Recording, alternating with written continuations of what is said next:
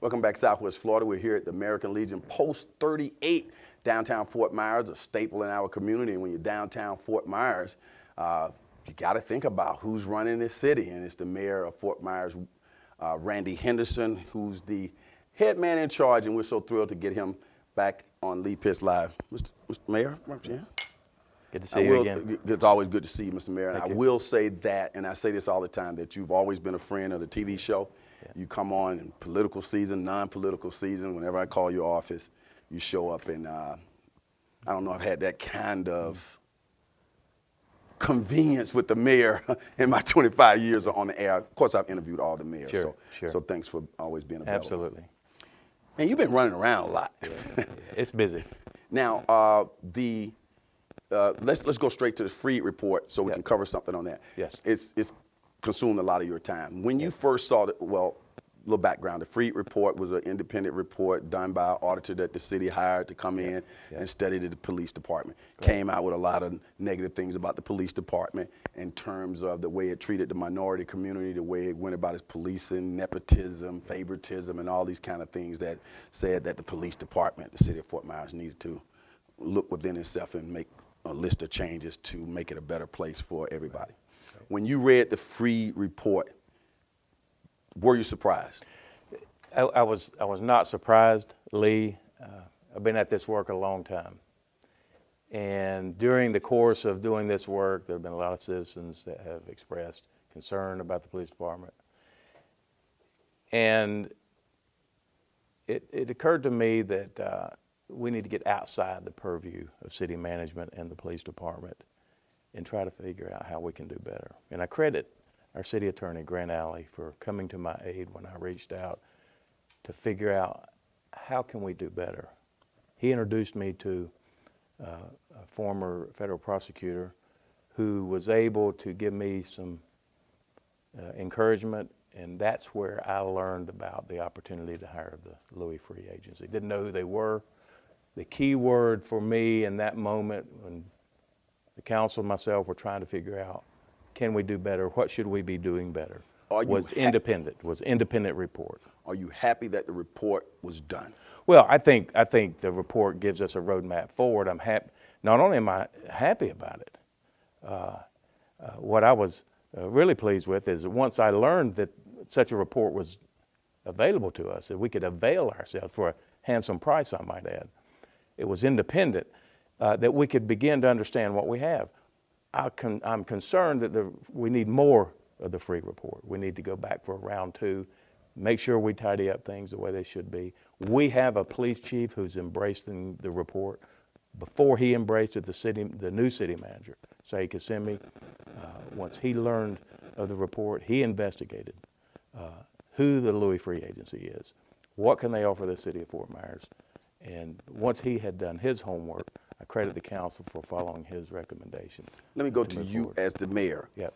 Because I try to look at the hierarchy of things. Sure. And one of the things I said, okay, so you got the mayor who's on the city council, managing the city council, the mayor of the city.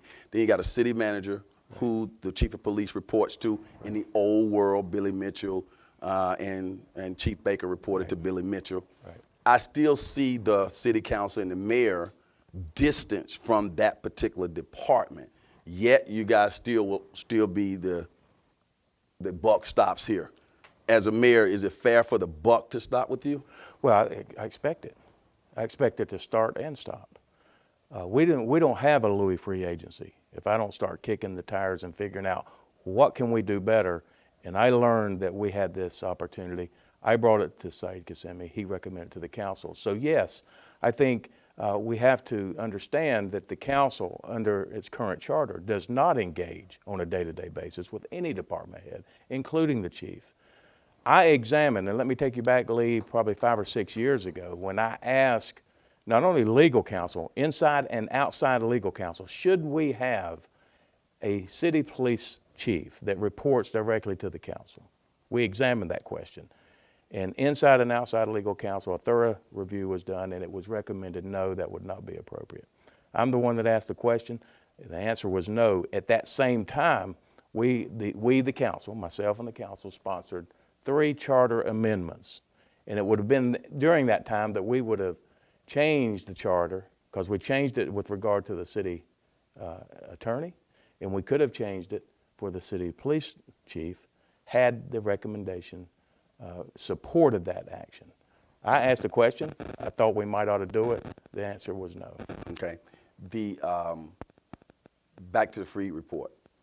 The Freed report specifically talked about how police officers mistreated people, right, minorities, or may have targeted minorities, particularly Dunbar, East Fort Myers area, Hispanics, to bolster up the activity of the police department looking busy and doing things. Thoughts on that? What we have to do is trust that our judicial system is going to come to help us in this situation. We have to know, Lee, if unlawful activity was taking place, as suggested by the Freed report. We have to know if we can prosecute that. We have to know when we can prosecute it. The assumption is that that's underway.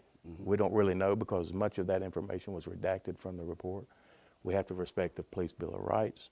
But what I am confident in is that we secured the Freed report. I learned about it. We brought it forward.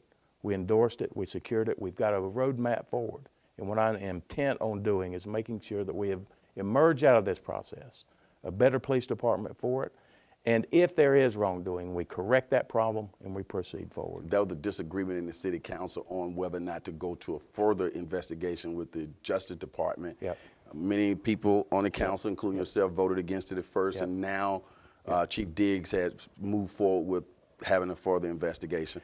How do you feel about that now? Well, none of that was correct. Lee, the Department of Justice has been involved in helping me and helping the council for a number of years. I've told this story.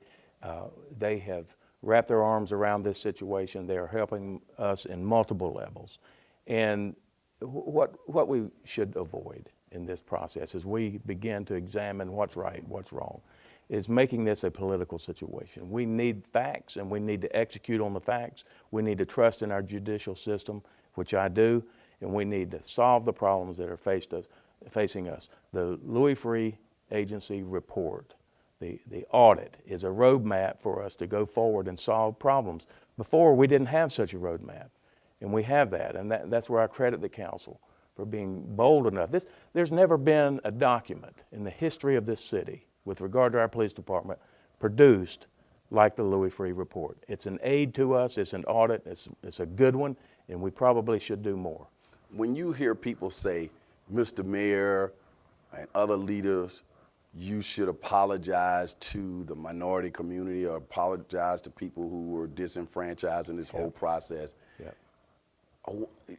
how does that play out with you? What I regret, Lee, what I regret is that it took a long time to get to the Free report. The city council and myself is working hard to solve the problem. If we don't take bold action, we don't even have a Free report.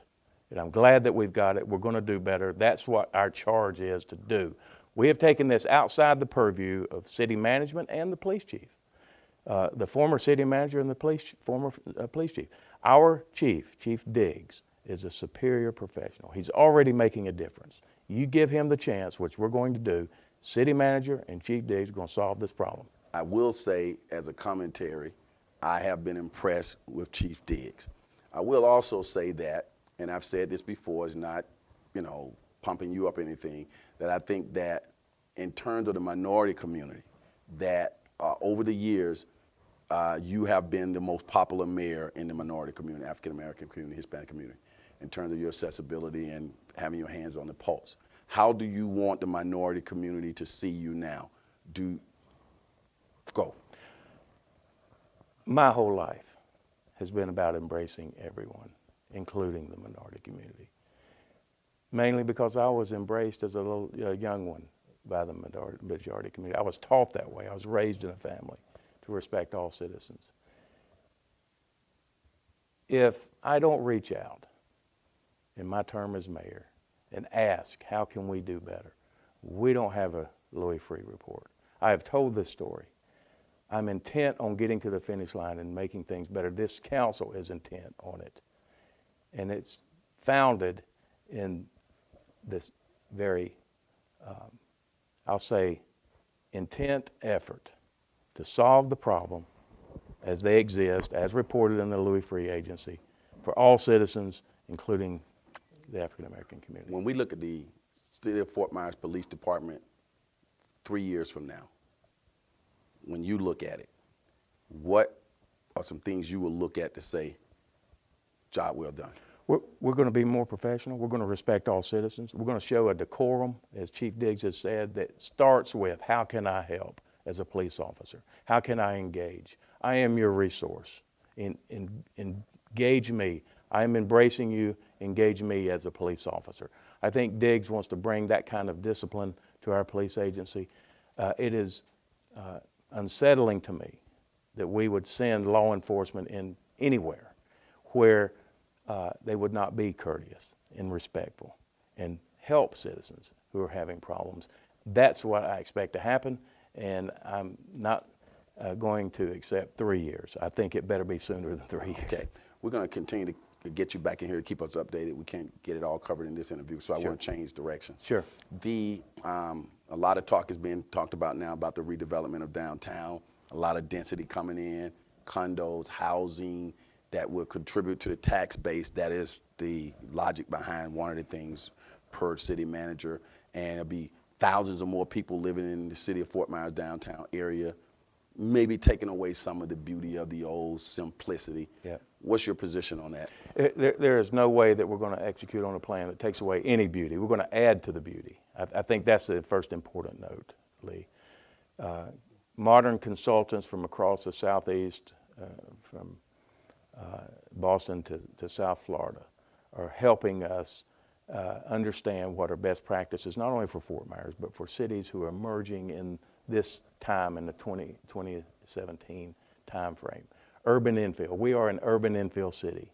Midtown and the Gardner's Park and the MLK corridor are uniquely positioned over the next decade to explode with economic activity. If you want to look at what those opportunities are, just look at the core of the city. Everyone loves what the downtown has evolved into. That was inspired by Andres Duarte in 2003. We have executed on that plan. I think more right than wrong. It isn't perfect. Nothing's perfect. But if you want to take a look into the future, look at what's been accomplished downtown, where we've had $700 million of private spending inspired by a public expenditure for infrastructure and curb appeal and bricks and those kind of things. Those are the exact kinds of things that can happen in Midtown, Gardner's Park, MLK, Cleveland Avenue, Fowler. That's where all this is aimed. Without aggressive and bold moves in setting the standard for density and good quality development, we will never be able to drive the kind of financial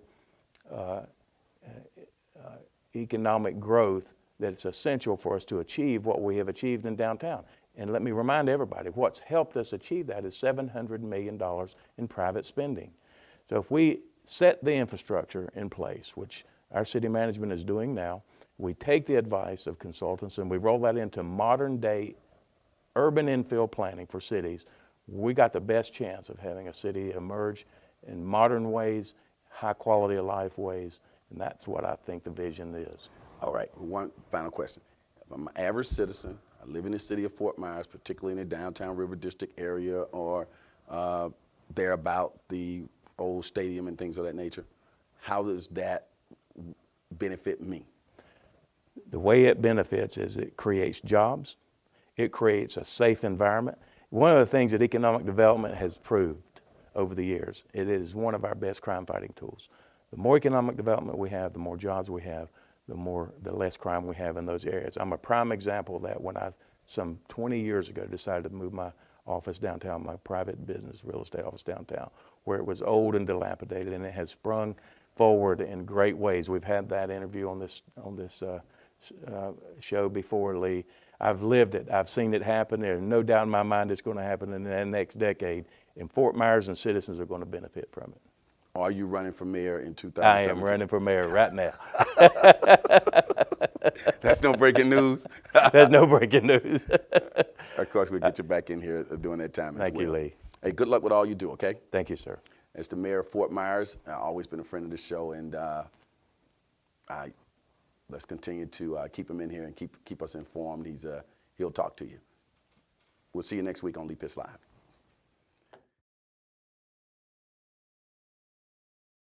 Pitts Live is a Lee Pitts Enterprise production.